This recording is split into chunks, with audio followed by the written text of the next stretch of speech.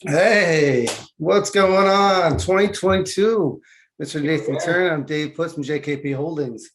How are yeah, you doing, man? really good, really good. It's nice to be back. Nice to be back in the office, getting things back to a normal schedule and everything. I look forward to that. Yeah, it's different, same, but it's almost like we took a pause for a little while and then came back to all this. And I'm not sure. I felt like kind of out of shape for a little while. It was kind of weird. Yeah, even silly things like I went to go log into my bank and I'm like, what's my username? I don't remember my username. I had to ask my wife and she told me, oh, right, yeah, that's it. Yeah, yeah. Um, so it's interesting. We got into talking with Dave Polio before we went live last month about things, and I wasn't sure what to expect with the 2022 coming up. And there's been a lot of questions about, are things going to be different, same, what's going to happen with notes, all that good stuff. What have Yeah. you found for you? What has changed for you? What are you seeing? I think it's interesting actually. Just yesterday, I was looking at I think it was a DS News article or something, and it was predictions for 2022. And right, the first sentence in the article was that it was split down the middle. Half said it was going to go up, half said it was going to go down. So I quit reading it. I'm like, so nobody knows is what you're saying. So I'm not gonna get wrapped up in what if and who knows, and there's no point in worrying about it. I am, I've got my own opinions, and they're my own opinions, and I could be wrong, but that's fine. I'm just gonna keep working and doing what I'm doing. You're on mute. Hold on, you're on mute. So are you going to be adjusting anything you're doing? Are you going to do anything different than you were in 2021? Yes, in fact, because and a lot of it has to do with the fund. With my fund structure, I am going to be looking and purchasing and running a lot more performing notes. Where in the past I was more just only focused on purchasing non-performing, Yeah. and now I'm much more interested in buying some performing notes as well. And so that's a change. Yeah, tides a turn with that. I don't think I ever thought about looking at performing notes as much as I did now than ever before, Yeah. right? Well, and Um, for me, it's more the structure change, and because now I've got a term on my fund is 5 years, so I mm, have time, um, and the performing notes in that time just helps with all paying the investors and paying for whatever all the different expenses that come along with running the fund. yeah. So we're going to get some comments from Cindy about the beards going on. Mine, to be personable, mine's I'm losing a bet or I've lost a bet. We do a football bet every year, and then anyone that the Giants don't make it, and now it's Buddy's team makes the Niners, the other person has to grow a beard so they lose. So we're hoping Dallas. I mean, it's the first time probably rooting for Dallas, but we'll see. Mine's just lazy. I shaved a Let's couple of days in see. a row. Does the office care if I shave or not? Nope, I don't think so. Right. Yeah, no, actually, my wife actually likes a little scruff, so yeah. Oh, hey, make the wife happy. So we're here 2022. Hopefully the world of COVID is changing. Hopefully what we know in the past is adjusted. And a lot of things we've been talking about for the last year is finally going to come about. Yeah. Right. We're finally going to find out what is happening, when's it going to happen, and all the prep work we've done in preparing for it hopefully will come about shortly. Hopefully, cross our fingers. Yeah, and it may take a whole year for that to kind of all play out. But it'll be interesting to watch and just to see. And I'm more than nervous. I'm more curious to see how everything plays out. And whichever way it goes, I plan on making money, and I don't anticipate being in trouble. Yeah. But more loans on the market. On the one hand, it's hard and sad for a lot of people. That represents a lot of hard times. On the opposite side, then that sets me up to be able to help a lot more people. Yeah, what we found and reason we do this, guys, is really to kind of help you guys, but also helps us, right? In connecting. Yeah. When conferences were kind of closing down and things weren't available, this became our way to network and connect. And we connect for different reasons. We learn things. We enjoy doing these because we learn and we interact, we network. So I hope you guys see that. Hopefully we would portray it right. And today's discussion is all going to be about what our plans for 2022 is and what are some of the upcoming topics we'll be discussing. So we got some cool stuff coming up. And always, as it was told, check out the YouTube channel. This all replay will be in our Facebook group shortly, but we're talking about note investing and the adjustments being made, right? Like you said before, performing notes is something that I don't think many of us actually even looked at too much because it didn't make sense. We want the home runs. Yeah. And I think some of that adjustment is due to pricing, right? If we get back down to 20s and 30s and 40s or whatever, we'll probably readjust back to that non-performing world more quickly. Definitely. Yeah, definitely. And that is definitely a factor. The margins aren't as big as they used to be, and not to say that it's a dead business at all by any stretch, but the margins are not what they used to be, where home runs were abundant. Now it's more the singles, doubles, and that's mostly what we're seeing. Yeah. With non-performing, do you have anything that's going crazy right now? Any BK situations, non-performers that are starting to open up? I've got a variety of different things. The getting back into the foreclosures is refreshing. It's been frustrating having everything stalled for so long. Yeah. So that's nice. I actually have. I told you about this the other day. I have to go to court next week, and I up until yesterday, I was getting ready. I had to rent a car. It's down in Connecticut. I had to drive 5.5, 6 hours, something like that. I just found out yesterday they're doing it virtually, so which is fantastic. So I can attend just from right here, which is great. But that's an example of one that was held up for months, for an entire year. Yeah, where I couldn't do anything, and now we're finally being able to move on it, which is nice. Yeah, and granted, understand the fact that all foreclosures weren't locked down during this period of time, right? It was some courthouses. And the memorandums were about the federally ran loans, right? Yeah. We could still, the problem is the court system were slowed down. Right. Everything was on pause with the local county stuff. And teaser for what we'll be talking about in a month from now or so. But these kind of facets kind of are starting to open up, right? Courts are realizing we can do virtual foreclosures, right? Understand when there's contestants, stuff like that, and there has to be some kind of trial. Those are totally different conversation. And whatnot. It's going to be interesting to see how everything changes, because we've pretty much universally we've figured out how to do a lot of things online. So how much is that going to continue? How much our whatever court proceedings? I don't know. Pick one, but there's so many things that we figured out how to do online.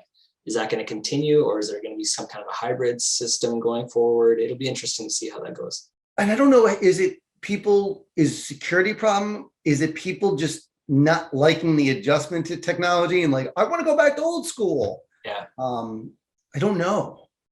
But I'm hopeful that this virtual world happens. I found personally that these court systems are much more efficient, oddly enough, that when attorneys and judges sit in the same room, things end up being longer than they need to be.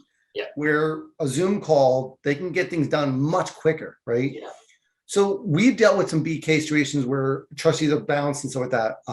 And we have some situations where evictions are kind of on hold. So that kind of stuff sucks. But I'm going to tell you what, we always look for the tide. Where's the tide turning? What adjustments are you making? Because we can sit here and complain about things, or we can say, okay, what angle can we play to make this thing successful for us? Yeah. So how about you? What changes are you guys making? We're doing more performing world, but what we're finding is everyone's complaining about assets and not finding a deal and all stuff. Or they're finding deals, but not enough. right? They have Sure. so much capital here. Yeah. And oddly enough, we stumble across this is that we're running to people with capital and they want to deploy it, but they don't want to deploy it for 10 years. They don't want a performing note that they have to watch out for, but they're willing to take a much lower return and in turn, get a 1-year CD through us. So we're turning towards that a little bit. And then we're also looking at different aspects where we bought some commercial notes, which have turned out to be very successful for us. And we're branching into that commercial world. We're worried about what to do with a commercial property. But we're finding out quickly is that because we're not in the commercial world, we don't realize what demand there is. And we have a property on list right now. And within the first couple of days, we've already got full price asking offers by 3 or 4 people already. And I'm like shocked because who's going back to work? It's just what it is, right? Very interesting. So commercial has been now an avenue to explore, and it's understand, guys, that commercial paper is a little different when it's bank originated than if it's owner financed.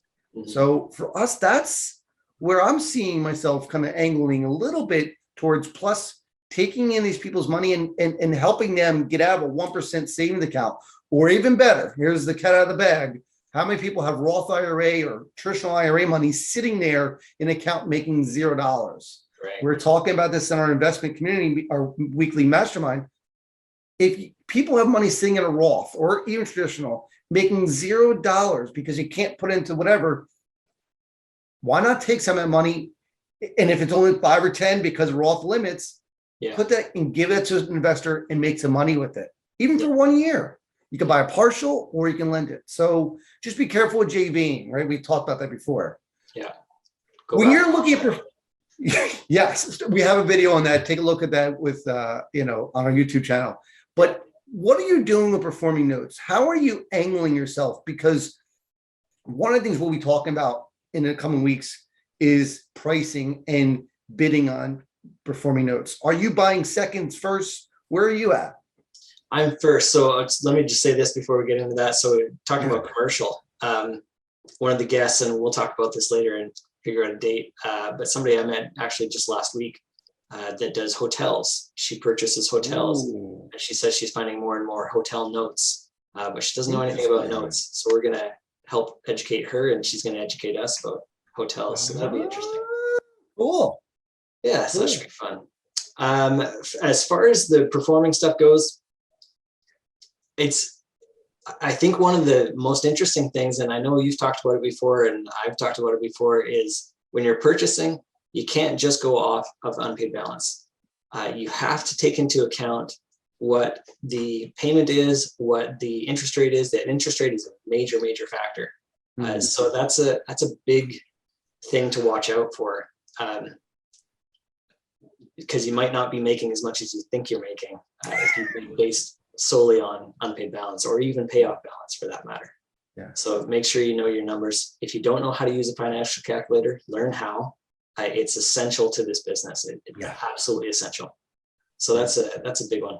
But we're just buying first. I understand seconds, and I get where the attraction is, but I'm more comfortable in first. It's something I know better, and I think I'm going to just stick with that. CFDs as well, and comfortable with those, so I'll continue to buy those.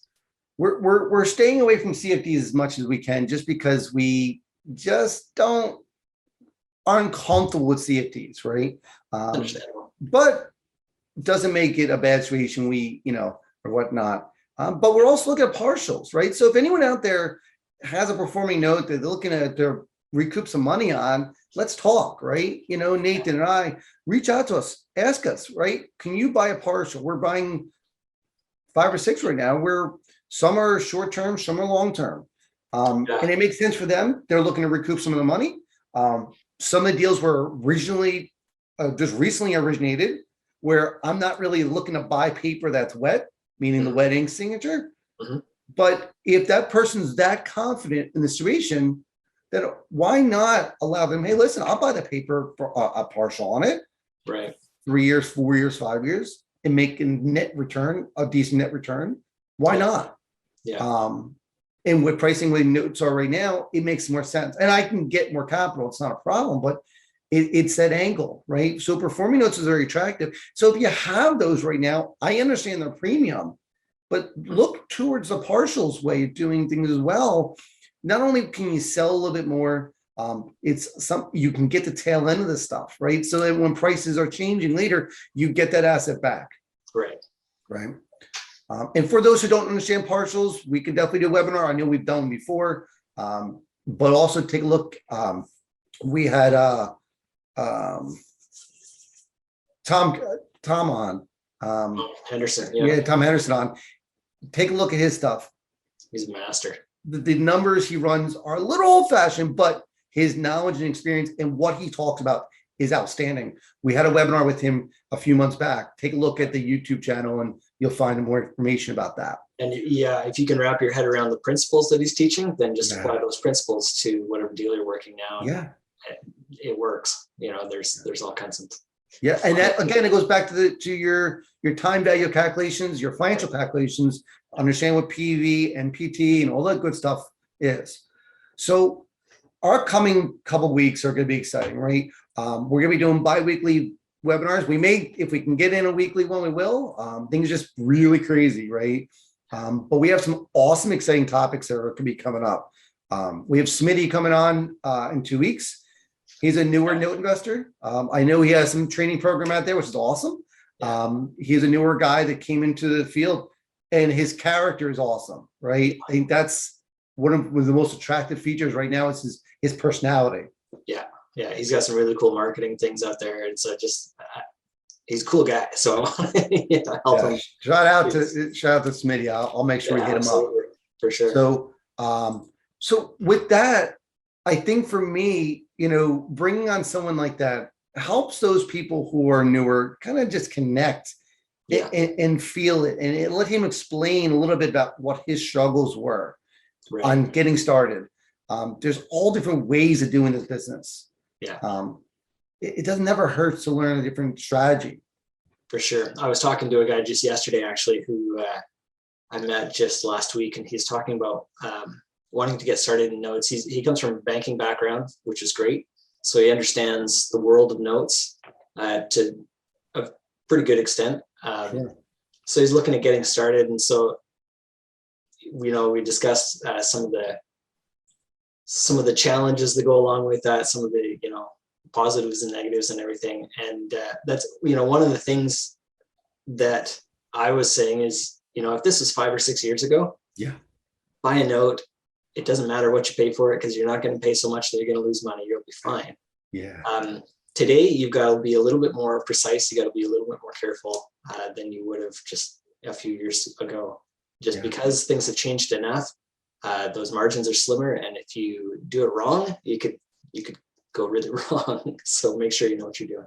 We were talking about this again in our mastermind weekly. Is one of the investors were like, listen, I don't know what I can do wrong or right.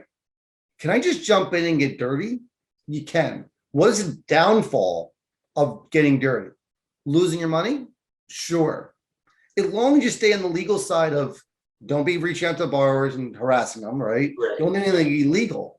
But if you buy a bad deal and you cost up the education, it's not a terrible situation, and you'll learn a lot. And it's honestly, it's unlikely that you'll lose all your money. You might just lose some on that deal. But again, chalk that up to education, and now you've learned. Now you know how much better you're going to do it next time. The very first. It's always scary. For sure. It's always scary. Absolutely.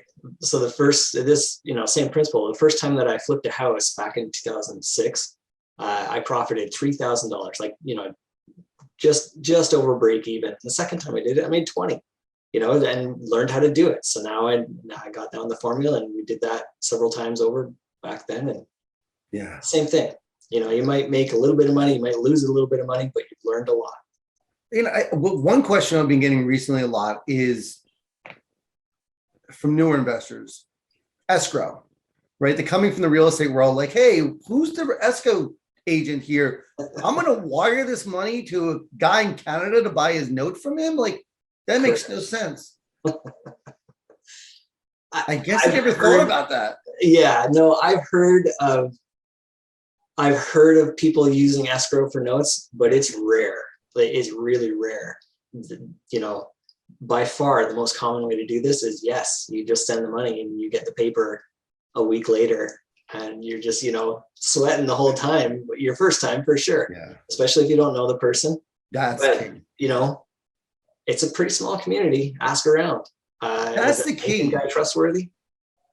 I think is, Around. you know, we had an investor reach out to me, I think, yes, last night, this morning. It was like, hey, listen, do you know this guy? I'm going to buy a note. He says he doesn't use escrow. Is that okay? And I know the person. Mhm. Absolutely. Right. If I know the person is not good, I'll just keep my mouth shut. But if they're good like that, I'm going to vouch for them. Right. I know that person's good. I know that person trades and buys and sells. Not a problem. Yeah. Great. Awesome. So yes, escrow doesn't often happen in space. Not that you can't, it's just not common. But if you want to, sellers won't have a problem with it. Typically, it's not an issue, right? Probably. Yes. So with Smitty coming on in a few weeks, that'd be really cool for people to learn how his process has been. He's bought a few notes now, and he's got that first steps under wraps. Yeah. And then we're going to get into some more serious, heavy-duty stuff, I think, right? We're going to bring on Joe Kennedy. I'm going to hit him up on here to make sure he so Joe has been doing notes for a while, right? And Joe's been in a situation where he's doing all this stuff and he understands the higher level of investing. Mm-hmm. And he gets frustrated, like we do, when people just don't do the math. Yeah. And they bid based on all kinds of stuff. Yeah. BPO, UPB, what percentage, which one's higher, which one's lower. And it's just, you get frustrated. Yeah. And I think for me, it's lack of knowledge, lack of getting it. Right. Right. And it's that can be totally frustrating because what happens is they outbid me. And number one, I'm frustrated because I didn't get the deal. Number two, I'm really frustrated because that guy's going to lose money because he overbid and there's no margin left. And it's not going to work out well. And it's a lose-lose all around, except for the seller. But then anyway. Right. And again, you're right. The only person losing the end the deal is the person who bid on it. And there's people teaching still this premise of stair steps and percentage of, and there's so much more going into it. So I'm definitely encourage you guys to, I'll post the link if you haven't seen it. We have events inside the Facebook group as well as the Facebook page where you can go to and review what events are coming up, right? So definitely take a look at the events, sign up for them, and you'll be able to get the streamed live. The YouTube channel also have them recorded. But Joe's gonna be talking about numbers. Yeah. Now, I've seen a bunch of posts about yield versus IRR, of yield versus ROI. ROI is a very simple term. Yeah. And yield the next step level above the ROI. And then we get into IRR and XIRR, which are completely different thing. And I think a lot of people will learn new things about investing when listening to Joe. You may have to re-listen to that because some of them, it's gonna be a math thing, but understand this game is all math. These are numbers and your returns are based on math. So tune in, take a look at that. And I think for me, Joe has that old school mentality. Yeah.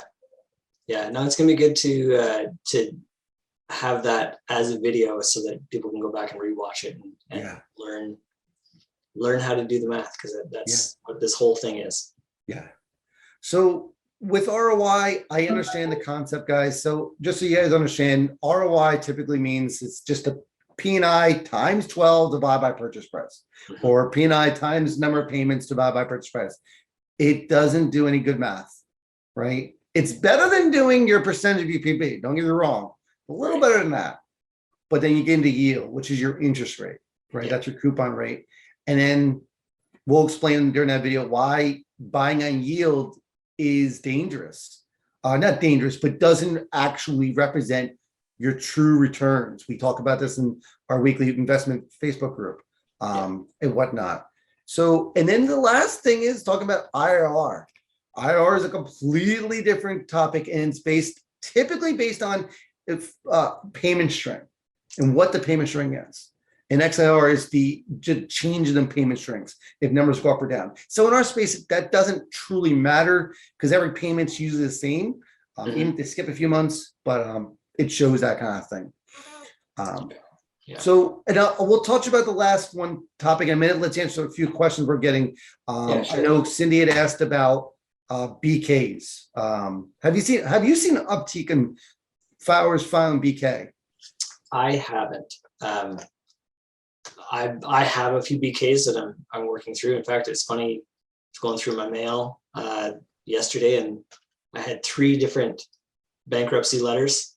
Yeah. And I went, oh, okay, sure. And I figured it was just triplicate of one. Actually, it was for 2 different ones. No, it's all 3 different ones. There are all 3 different BKs that I'm dealing with, but I just happened to get them all on the same day. So I thought that was kind of funny.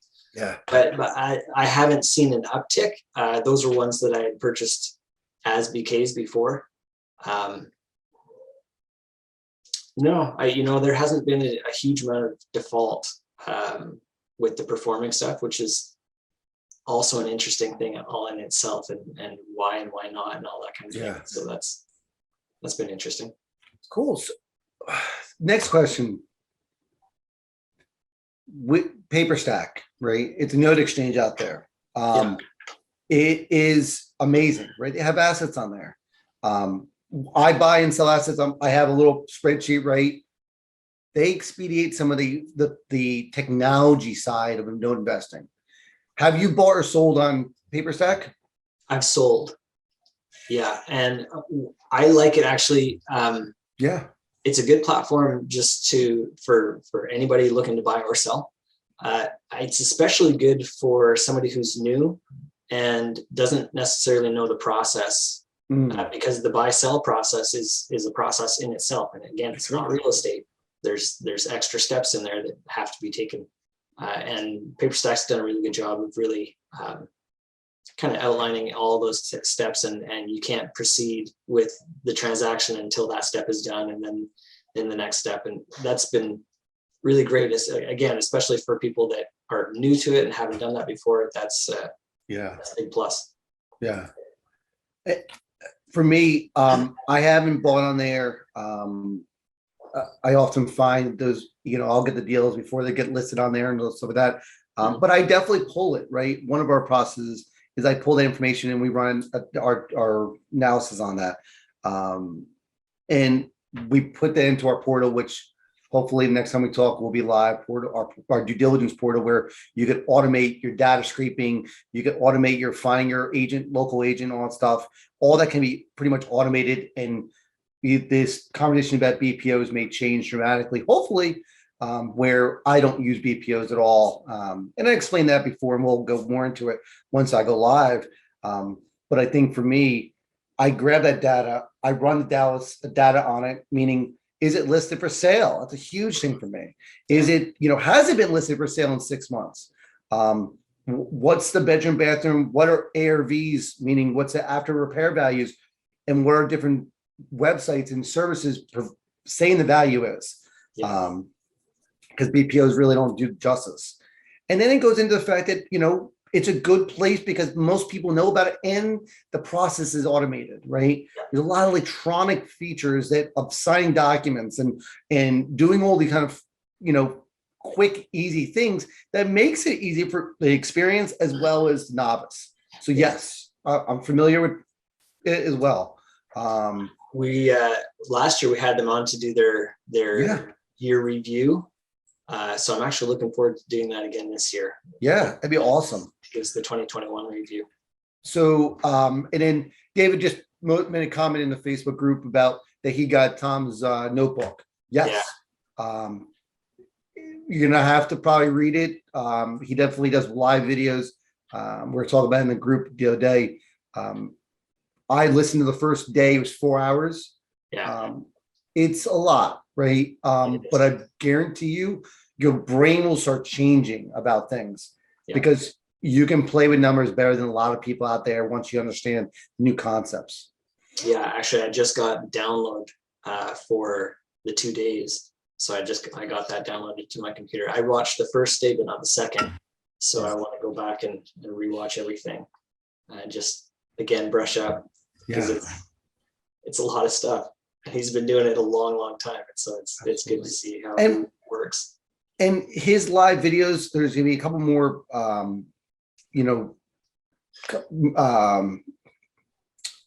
conferences coming up. We actually will be inside of our due diligence portal. They'll be in the resource section, upcoming note conferences. So feel free to log into the portal and you can see Noteworthy's putting one on.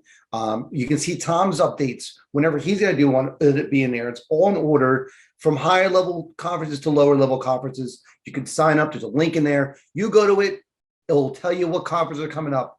And if you could just be a fly in the wall and listen to some of the stuff, I'm going to tell you the first time you sit down and listen to Tom, you're going to be confused. You're not going to understand it. You're going to have to replay it, or you're going to have to go back and write things down. Take notes. First time I watched Tom talk, I sat there with all the confidence in the world and then didn't have a pen or something on me and started taking pictures of my phone of just Excel spreadsheets he's showing. So yeah. So we've got so DME's on, Noteworthy's doing one, and Paper Source is back on as well. So we actually have it again on the portal. If you ever want to see more about that, again, it's if you log into the portal, and then I believe it's like portal.jkpholdings.com/note_conferences. Go there. You may have to log in just because we want to make sure anyone there is legit and there are people, but you're going to see the DMEs on there. There's a cash flow coming up real soon. The cash flow will be ran, which will be, I believe it's coming up at the beginning of February. Yes, February 3rd through the 5th. We also have the DME, which is in March. There's IMNs, Tom's things in May. And then we have MBA stuff, which for most people, that's going to be a little bit higher level. So understand. And the experience level is actually inside the portal as well. So we want to make sure that, you go to the conference that makes sense to you. Please be sure that you don't walk into an IMN or an MBA and you never got notes. You're going to get lost quickly. It won't be worth your time or money. They're more expensive, so make sure it's level appropriate. I'll put the link into the page and all that stuff. Looking forward to it. So, and we'll keep up there. If there's a conference that we missed, feel free to let us know and we'll just tell us. So cool. So our last upcoming event, which we have more coming up, we're going to talk about tax liens this year. We're going to talk about all kinds of different things. And we're going to schedule them up. So keep in tune with the events page of the Facebook group. But one thing we got going on too is foreclosures are often the most costly and the longest process of our note investing. So are there ways to expedite that process and make it cheaper? Possibly. So coming in end of February, we have an attorney as it come on to talk about filing in federal court. So that'll be interesting. We'll see what it looks like. We're being told that federal court can be up to 2/3 the speed, as well as 2/3 the cost. Some entry conversation we've had. Typically, the borrower can't hire a regular Joe defense attorney. They have to hire someone that understands federal court, and federal court doesn't play games. So we're going to learn a little bit about that. I think it's come up in February, end of February. It's dialed in. So all this stuff's coming up, and I'm excited because when this whirlwind of stuff happens, or if it doesn't happen, we need to be prepared for both situations and have all the tools we can in our bag to be able to use. The more information you can have, you never know when it's going to come in handy. Every note is different. Every situation is different. You've got different people in different situations, and the more you know, the more you're able to draw on and pull in the information or the strategy, whatever you need at that time. So it's all useful. And we're going to be, like I said, tax liens is another topic we'll probably get up into. And the reason for tax liens is the investment side, but also understanding from a note investor, when someone buys a property tax lien, how do they react to us? How can we approach them? Because most of the time I can't negotiate with them because they're getting 18% or whatever percent they're making on that tax lien. Right. So we're going to talk about that. So we have some really cool, exciting things coming up. Again, everything will be recorded, everything will be on YouTube, and everything else. So if you have basic questions, you can take a look at the training program, but I encourage you to post in the Facebook group and ask these questions, right? Nathan and I are always there. Just ask a question. You're going to get a response from one of us or another experienced investor. There's so much to be learned and so many people to learn it, that understanding that the network is your best tool. Yeah. Yeah, it really is. And you'll find as you talk to different note investors are open, very, very open and willing to share and help and whatever. So don't hesitate to go ahead and ask your question, because it's not like somebody's gonna be like, oh, no, I'm not gonna tell you that. The only thing, the only top secret information is, where do you buy your notes? Yeah, where you buy your notes and how do you bid on stuff, right? What's your numbers, right? About. So we had one question from Vanessa about the paper source journal. That's I don't recall exactly what it is. I remember seeing the name before. I think it's like a newsletter that they used to put out. I don't think it's around anymore, if I'm not mistaken. I'm not sure if he's still doing it or not. I looked at it years ago. Yep. I decided not to get the subscription at the time. Yeah. I don't know if it's still around. I don't think it's very expensive. Yeah. I remember the reason I didn't want to do it. I don't know. I just didn't. I'm doing a quick Google as we talk about this, because Yeah. I'm just trying to remember what it was. I know that, I don't know. Well, Vanessa, if you see it, feel free to, tag us all stuff. It looks like we'll definitely dive in and see what it's about and explore it. So for me, 2022 is just another step in the stone, right? Another way. I'm looking forward to meeting new people, new angles, new direction, right? Learning about foreclosures in federal court to expedite my process. Learning about more of the commercial side of things. And, a note that we bought recently, well, I'll share details, with a home run for us that just came across the desk and was a commercial deal. Being open to opportunities and have the network to bounce into is the key here in connecting. Yeah. So. Yeah, absolutely. I hope that everybody takes the opportunity at the beginning of the year. And, I was thinking about it more, and it doesn't have to be January 1st. It can be February 9th. Just, any random day. It can be the beginning of new year for you. Yeah. So go ahead and set actual goals and write them down. I've got mine on my paper here, and I keep it up just underneath my monitor so I can see it all the time. And I've got personal goals, I've got business goals, and they're written down, and they're things that I can look at and review, and in different areas of life. So I want to clarify this. My understanding of goals, right? Because a lot of people have these goals, and I sometimes debate people what that means. Yeah. For me, and this is what helps me. First off, writing them down is key essential, right? If it's not written down, it's a figment of your imagination.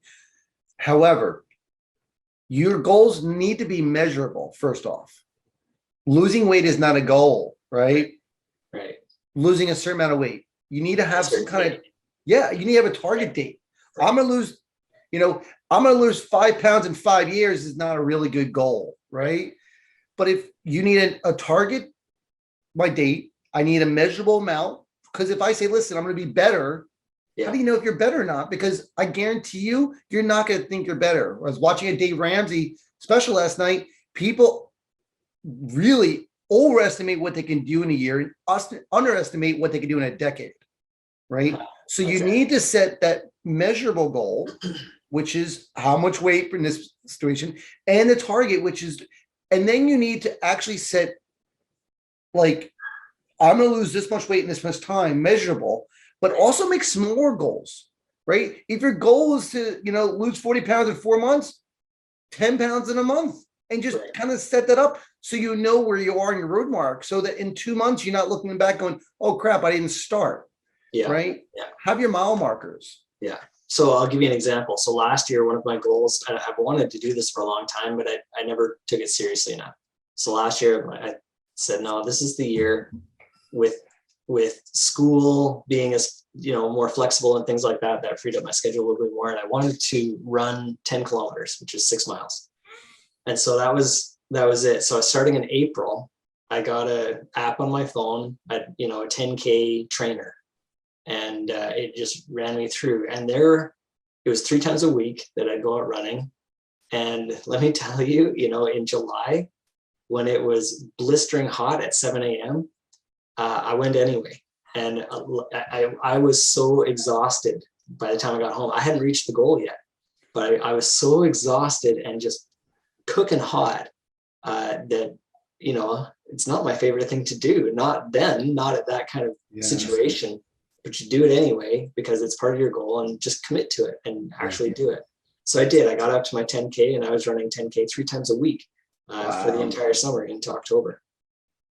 And now I got a rowing machine, so now I'm going to row 10 kilometers. And the row is a hard thing. Rowing is a difficult task. I think that more people need to have these goal sets, accountability partner, and someone to call you. That accountability partner needs to call you out on things, right? Because it's easy to slack off on your own situation. Yeah. And I think you need that balancing partner for business and personal. I'm looking to focus a little bit more personal, even in our Facebook group, is to, help other people even more. And I'll be defining that as we go along. It could be as simple as, losing weight, right? Having a weight loss competition is the motivation, it's the encouragement, is that desire. But also, one of the things that I did was personal to me was getting out of debt. Was a big thing for me. I'm a big Dave Ramsey fan. I think getting out of, your student loans, your car payments allows you the freedom to do this investing that we all do. Yeah. That if you have all this stuff bogging you down and you're getting in more in a credit card debt, you're not going to get ahead.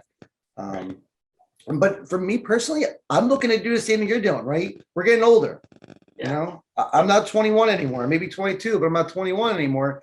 And getting back to exercising and getting back to that desired goal, and shooting for it, right? Time frame. So I encourage anyone out there to put, even Facebook groups, what is your goal?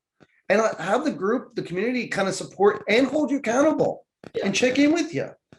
So we're going to be looking to start stuff like that is plans. For business wise, my goal right now is to focus on a few things, right? I want to get more into understanding the commercial side of things. I want to get myself directed a little bit differently set up.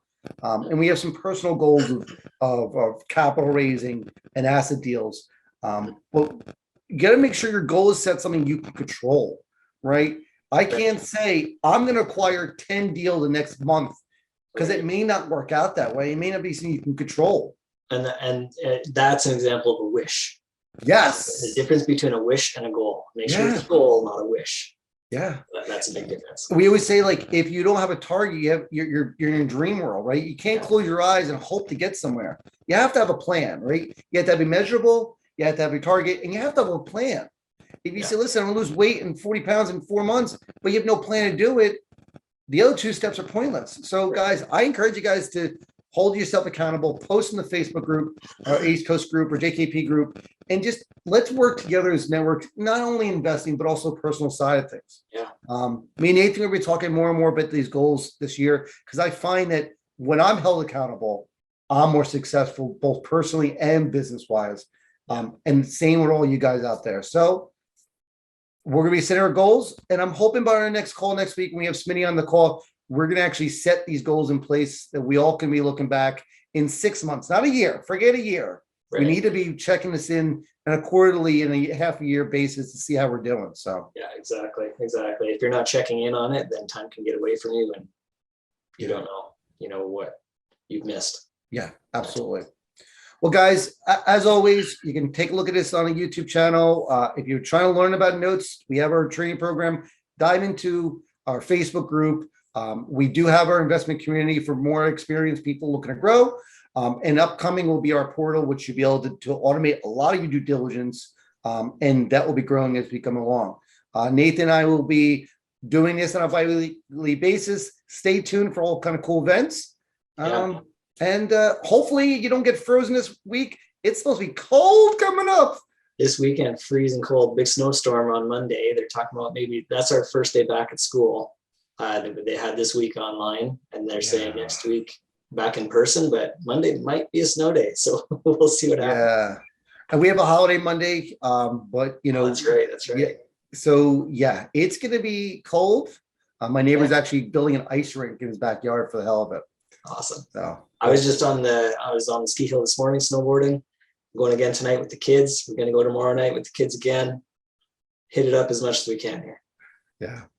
So awesome. Well, guys, enjoy your weekend. Hopefully things continue to do well for you guys. If you have questions, post in the Facebook group, get tuned in, reach out to me and Nathan, and enjoy your weekend, guys. You bet. Thank you. Take care, everybody. Bye, guys.